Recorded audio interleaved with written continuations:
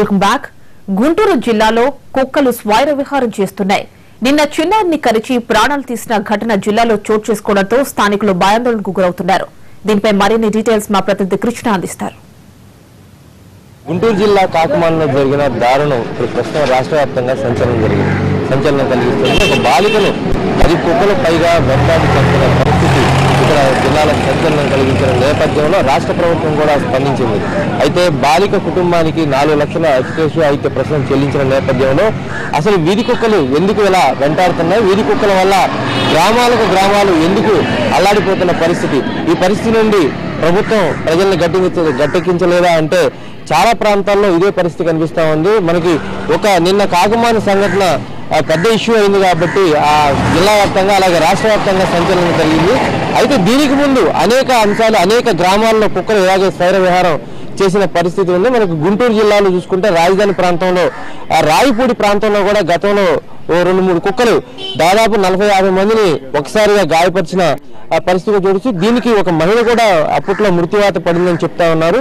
దీంతో పాటు వినుకొండ మండలంలోని దొండపాడు ఏదైతే ఉందో దొండపాడులో కుక్కల గుంపు దాదాపు గొర్రె గుంపుల మధ్యలో చేరి దాదాపు 20 గొర్రెలను చంపిన పరిస్థితి కూడా కనిపిస్తుంది. ఇలా కుక్కలు ఎందుకు దాడి చేస్తున్నాయి అనేది అంశం పక్కన పెడితే గ్రామాలు వాటి బారిన ఎలా పడుతున్నాయో తెలుసుకునే ప్రయత్నం చేద్దాం. చెప్పండి, ఇక్కడ రాయపూడి ప్రాంతంలో గతంలో కుక్క దాడి జరిగిందని చెప్తా ఉన్నారు. ఎన్ని కుక్కలు దాడి చేసినాయి, ఎంతమందికి గాయాలయ్యాయి? రాయపూడి గ్రామంలో నేను 2వ వార్డు మెంబర్నండి. అయితే మా గ్రామంలో గత 2 నెలల క్రిందట ఒకే కుక్క, దానికి మరి పిచ్చి పట్టిందో ఏదో తెలియదు కానీ సుమారు 40 మంది పైనే కరవటం జరిగింది. అది ఎక్కువసేపు ఉండటం కూడా కాదు, వెళ్ళటం పిక్కబట్టుకోవటం బయటకు రావటం, బయటకు రావటం. కనీసం పిల్లలు స్కూల్కి వెళ్ళాలన్నా కానీ చాలా ఇబ్బంది పడ్డారు. ప్రతి ఒక్క పిల్లల చేతిలో కర్ర తీసుకొని స్కూల్కి వెళ్ళారు. తల్లిదండ్రులు కూడా చేతిలో కర్ర ఉంటేనే బయటకు రావటం జరిగింది. అట్లాగే మా గ్రామంలో ఒక ఆమె కోట అచ్చమ్మ గారని ఆమె ముసలామె, ఆమె ఇంట్లో పని చేసుకుంటూ ఉంటుంది. ఆమె పని చేసుకుంటూ ఉన్నప్పుడు వెనకాలగా వెళ్ళి ఆమెని పీకటం జరిగింది. ఎవరు చూడలేదు ఆమెని, కాకపోతే బాగా గాయాలు అవటం జరిగింది. ఆమెను చూసేవాళ్ళు లేక మొన్న ఈ మధ్య 15 రోజుల క్రితం చనిపోవటం జరిగింది. సార్, మిగతా గ్రామాల్లో కూడా ఉందా, కేవలం రాయపూడిలోనే ఎట్లా ఉందా? మా రాయపూడిలో ఒక కుక్క బాగా ఇబ్బంది పెట్టిందండి. 60-70 మందిని కరిచింది. తుళ్ళూరు గవర్నమెంట్ హాస్పిటల్లో కూడా రికార్డు ఉంది. మా ఇంట్లో మా మిస్సెస్ని కరిచింది. ఇంట్లో ముగ్గేసుకుంటుంటే వెనకమాలకు వచ్చి పిక్కబట్టేసి బాగా పెద్ద గాయాలు జరిగినాయి. 4000 మందులు తీసుకొచ్చాము, విజయవాడ హాస్పిటల్ తీసుకెళ్ళాము. 4-3 వేలు ఖర్చు అయినాయి. ఊళ్ళో చాలామంది తెల్లారుజామున మసీదుకి వెళ్తుంటే పిల్లలు ముస్లిమ్స్ సోదరులు 2-3 పిల్లల్ని కూడా కరిచిందండి. బాగా ఇదయింది.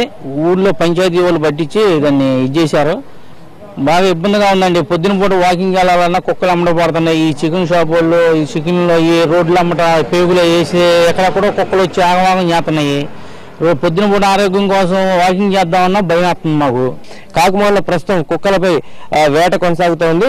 దానికి సంబంధించి పంచాయతీ అధికారులు ఇచ్చిన సూచనల మేరకు ఇప్పుడు ఒక ప్రత్యేకమైన బృందం నిన్న ఏదైతే దాడి చేసిందో దాదాపు 20 కుక్కలు ఉన్నాయన్నట్లుగా గ్రామస్తులు చెప్పడం జరిగింది. ఈ మొత్తం కుక్కలను కూడా పట్టుకునేందుకు స్పెషల్ డ్రైవ్ నిర్వహిస్తున్నారు. మొత్తంగా రాష్ట్ర వ్యాప్తంగా ఒక సంచలనంగా కలిగిన గుంటూరు జిల్లాలోని ఈ ఘటన ప్రస్తుతం కుక్కలు దాడులు జరగకుండా మరిన్ని దాడులు జరగకుండా ప్రభుత్వం కఠిన చర్యలు తీసుకుంటుందని గ్రామస్తులు అనేక ప్రాంతాల్లో ఉన్నటువంటి గ్రామస్తులు కాకుండా జిల్లా వ్యాప్తంగా ఉన్నటువంటి అన్ని గ్రామాలకు సంబంధించిన ప్రజలు కూడా కోరుతా ఉన్నారు. భవిష్యత్తులో కుక్కలు తమపై దాడి చేయకుండా ఉండేందుకు ప్రభుత్వం చర్యలు తీసుకోవాలని కోరుతా ఉన్నారు. కెమెరా పర్సన్ లక్ష్మణ్తో కృష్ణ, ఎన్టీవీ, గుంటూరు జిల్లా. ఇటు కర్నూలు జిల్లా గూడూరులో పిచ్చుకుక్కలు స్వైర విహారం చేశాయి. పలుచోట్ల మహిళలు, యువకులు, పిల్లలపై దాడి చేశాయి. ఈ దాడిలో దాదాపు 10 మందికి తీవ్ర గాయాలయ్యాయి. కొందరి పరిస్థితి విషమంగా ఉండడంతో కర్నూలు ఆసుపత్రికి తరలించారు. గాయాల పాలైన మరికొందరికి గూడూరు ప్రభుత్వ ఆసుపత్రిలో వైద్యులు చికిత్స అందించారు.